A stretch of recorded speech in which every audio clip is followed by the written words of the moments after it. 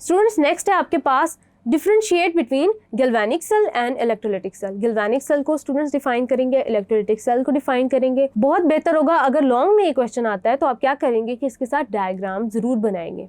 Then students अगर आपके पास short में आता है तो आप 3 to 4 डिफरेंसेस इसके मेंशन कर देंगे।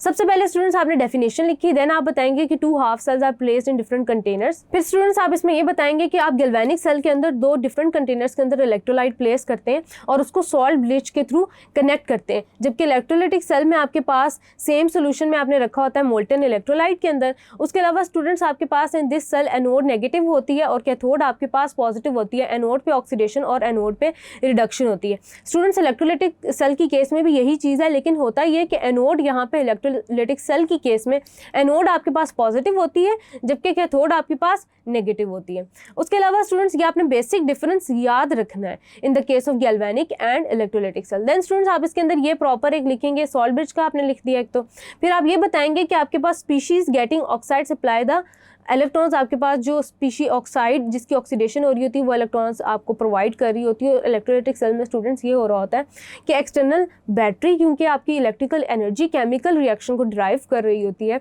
तो आपको जो इलेक्ट्रॉन्स होते हैं वो आपको एक्सटर्नल सर्किट से मिल रहे होते हैं और वो इलेक्ट्रॉन्स जो हैं वो आपकी इलेक्ट्रोलाइटिक सोल्यूशन में जाते हैं, आपके वो एंटर करते हैं through cathode and come out through anode. Salt bridge is not required. यानी कि ये स्टूडेंट्स आपके पास बेसिक डिफरेंसेस हो गए गैल्वेनिक सेल और इलेक्ट्रोलाइटिक सेल के दरमियान।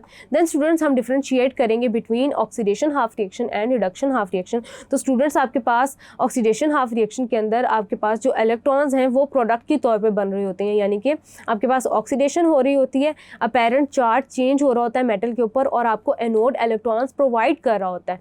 Then students loss of electron हो रहा होता है, आप ये मेंशन कर देंगे ये प्रोसेस एनोड पे हो रहा होता है ऑक्सीडेशन हाफ रिएक्शन का, जबकि in the case of galvanic cell students बात हो रही है।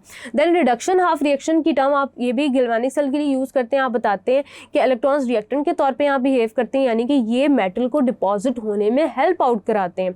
उसके अलावा स्टूडेंट्स यहाँ पे gain of electronic species takes place या gain of electrons takes place और ये प्रोसेस आपका कैथोड के अंदर हो रहा होता है। ये तो हो गए students differences between galvanic and electrolytic cell, then oxidation and reduction half reaction.